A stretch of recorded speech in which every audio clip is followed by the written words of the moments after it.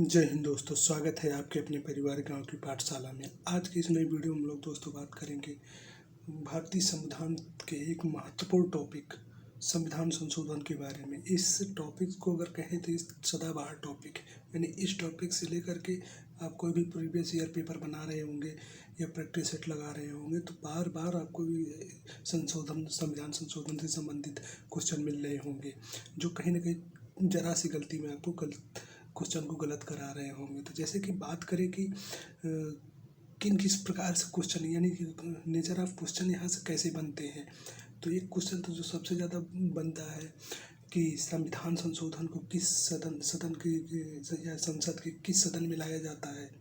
लोकसभा में लाया जा सकता है या राज्यसभा में लाया जा सकता है।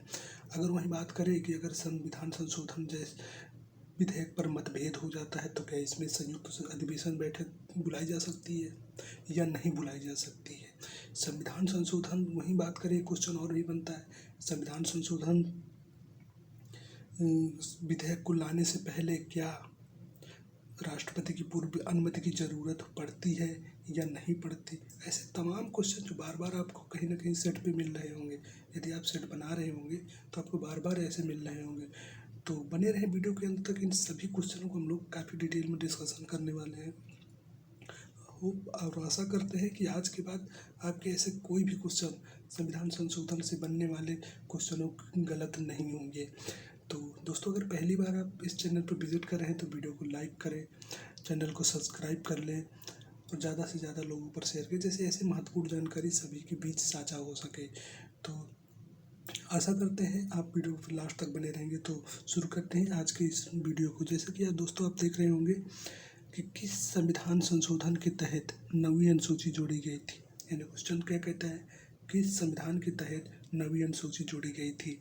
तो विकल्प एक है 24वां संविधान संशोधन के द्वारा, 7वां संविधान संशोधन के द्वारा, प्रथम संविधान संशोधन के द्वारा, 9वां संविधान संशोधन के द्वारा, या उपयुक्त में से कोई नहीं या एक से अधिक।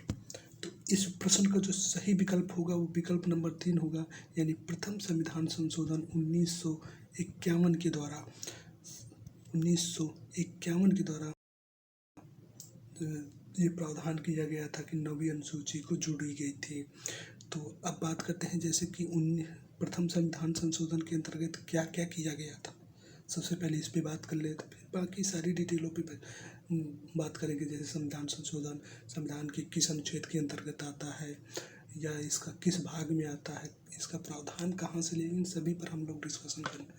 तो जैसे कि हम बात करें संविधान संशोधन प्रथम अनुसूची के बारे में, तो ये 1951 में आती है। उस समय प्रधानमंत्री कौन होते हैं, ये भी क्वेश्चन बार बार पूछता है कि जब प्रथम संविधान संशोधन होता है तो उसमें प्रधानमंत्री कौन होते हैं। तो पंडित जवाहरलाल नेहरू जी के कार्यकाल में प्रथम संविधान संशोधन होता है। वहीं बात करें कि प्रथम संविधान संशोधन के अंतर्गत क्या क्या प्रावधान किया गया था या किन किन प्रावधानों को वर्णित किया गया था। तो जो मुख्यतः प्रावधान थे तो 9वीं अनुसूची जोड़ी गई थी। 9वीं अनुसूची, भूमि सुधार अधिनियम आया था, भूमि सुधार अधिनियम आया था। वहीं बात करें जमींदारी उन्मूलन हुआ था, जमींदारी उन्मूलन हुआ था।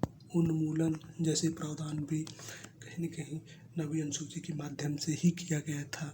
और भी हम बहुत सारा डिटेल पे डिस्कशन करने वाले हैं, लेकिन उससे पहले कहीं करके देख ले कि संविधान संशोधन जैसे प्रावधान हमारे संविधान में किस अनुच्छेद के तहत अंतर्गत वर्णन किया गया था। तो इसका वर्णन 368।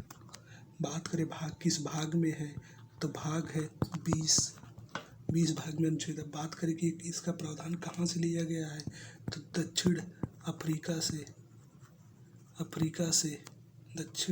अफ्रीका से लिया गया है। यानी संशोधन का प्रावधान जो है हमारे संविधान में दक्षिण अफ्रीका से लिया गया है।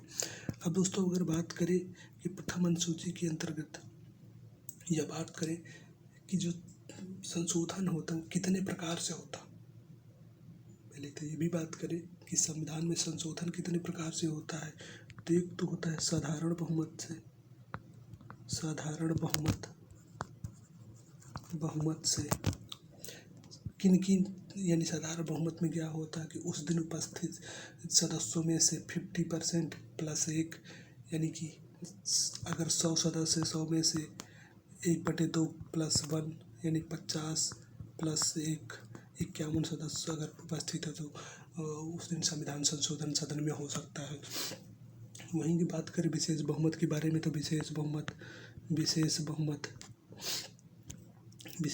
2/3 सदस्यों के स्वीकृति के बाद विशेष बहुमत होता है।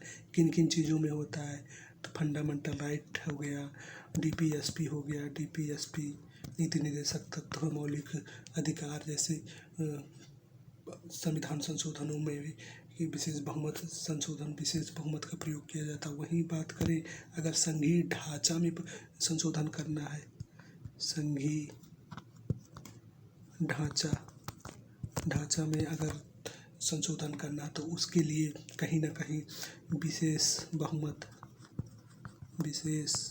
बहुमत प्लस आधे से अधिक राज्यों का समर्थन होना जरूरी है। जैसे कि जीएसटी के लिए आया था तो कहीं ना कहीं ढांचा पे संशोधन किया गया था, तो यानी कि आधे से अधिक लगभग 15 राज्यों का विशेष बहुमत 2/3 प्लस 15 से अधिक राज्यों का समर्थन होने के बाद संघीय ढांचा में कहीं ना कहीं बदलाव किया जा सकता है। क्या सभी प्रकार की संघीय ढांचा में तो सभी प्रकार के संघीय ढांचा में नहीं। अगर बात करें वहीं की 24वां संविधान संशोधन मूल ढांचा का सिद्धांत देता है, जिसमें ये बताया जाता है कि जैसे पंथ निरपेक्ष हो गए, संसद शासन प्रणाली हो गए, स्वतंत्र न्यायपालिका जैसे मूल बेसिक स्ट्रक्चर पर भी संसद कोई भी संशोधन नहीं कर सकता है। वहीं बात करें कि प्रथम अनुसूची के माध्यम से और क्या क्या जोड़ा गया था, प्रथम अनुसूची के माध्यम से और क्या क्या किन किन प्रावधानों को और किया गया था, तो जैसे कि आर्टिकल हो गया 15, 19 हो गया, 85 हो गया, 87 हो गया, 174 हो गया, 176 हो गया, 314, 342 जैसे तमाम अनुच्छेदों पर भी इस प्रथम संविधान संशोधन यानी 1951 के तहत किया गया था। बात करें और क्या किया गया था तो 31 के का में संशोधन किया गया था, 31 के खा में संशोधन किया गया था। अगर बात करें कि 19 के सेकंड में 15 के 4 इन आर्टिकलों में भी प्रथम संविधान संशोधन के माध्यम से संशोधन किया जा सकता है। बात करें कि 31 के का के अंतर्गत क्या था तो 31 का के अंतर्गत जमींदारी उन्मूलन को एक कानूनी अधिकार दिया गया था। जमींदारी उन्मूलन को एक कानूनी अधिकार दिया गया था। वहीं बात करें 31 के खा में आर्टिकल 31 के खा में क्या किया गया था तो आर्टिकल 31 खा के माध्यम से संशोधन किया गया था, यानी कि नवीं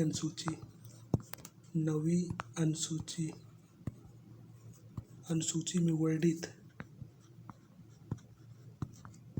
विषयों पर को न्यायालय में चुनौती नहीं दी जा सकती। यानी जितने भी वर्णन नवीं अनुसूची में जो भी विषय वर्णित हैं उनको न्यायालय में चुनौती नहीं दी जा सकती। अगर बात करें वहीं 15 के 4 में तो यानी कि राज्य विशेष दशाओं में सामाजिक तथा शैक्षणिक रूप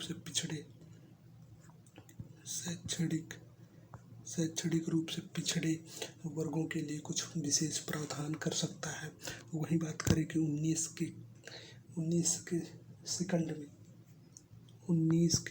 में ये प्रथम संविधान संशोधन के माध्यम से ही सारे प्रावधान किए जाते हैं। 19 के काम किया गया था कि मित्र राष्ट्रों से संबंध रखने वाले दुश्मन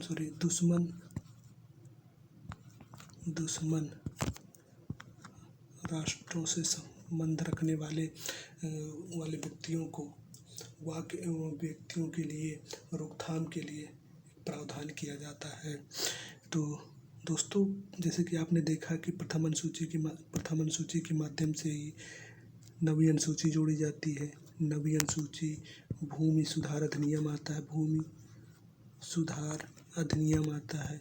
वहीं अगर बात करके जमींदारी उन्मूलन होता है, जमींदारी उन्मूलन आर्टिकल 31 का के माध्यम से, यानी कि जमींदारी उन्मूलन को वैधानिक मान्यता दी जाती है। आर्टिकल 31 खा के माध्यम से 9वीं अनुसूची में वर्णित विषयों पर कानून या न्यायालयों में जितने भी प्रावधान उनको न्यायालयों में चुनौती नहीं दी जा सकती। ऐसे तमाम प्रावधान प्रथम संविधान संशोधन के माध्यम से किया जाता है।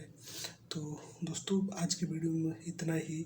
आशा करते हैं ये जानकारी आपको पसंद आई होगी और आपको अब आने वाले क्वेश्चन जो भी कि जैसे कि राष्ट्रपति की पूर्व अनुमति की ज़रूरत नहीं पड़ती, अगर जैसे कि क्वेश्चन बनता है, क्या ये संविधान संशोधन को किस सदन में लाया जा सकता है, तो संविधान संशोधन को लोकसभा या राज्यसभा में से किसी भी सदन में सबसे पहले लाया जा सकता है, चाहे लोकसभा में लाया या राज्यसभा में लाया जाए। अगर राज्यसभा में लाया जाएगा तो लोकसभा में जाएगा, राज्यसभा से पास होने के बाद लोकसभा में जाएगा, लोकसभा से पास होने के बाद राष्ट्रपति के पास जाएगा और राष्ट्रपति उस पर अपनी स्वीकृति देने के लिए बाध्य होगा। कि संविधान संशोधन के द्वारा प्रावधान किया गया था। 24वें संविधान संशोधन के अंतर्गत ये प्रावधान किया जाता है कि जब कोई संविधान संशोधन विधेयक सदन के दोनों सदनों से पास होकर के, संसद के दोनों सदनों से पास होकर के राष्ट्रपति के पास आएगा तो राष्ट्रपति उस पर अपनी स्वीकृति देने के लिए बाध्य होगा। इसका प्रावधान 24वें संविधान संशोधन 1971 के माध्यम से किया जाता है कि कोई भी विधेयक सदन के दोनों सदनों से जब पास होकर के राष्ट्रपति के आएगा तो राष्ट्रपति उसको अनुमति देने के लिए बाध्य होता है। बात करें वहीं संविधान संशोधन पर विवाद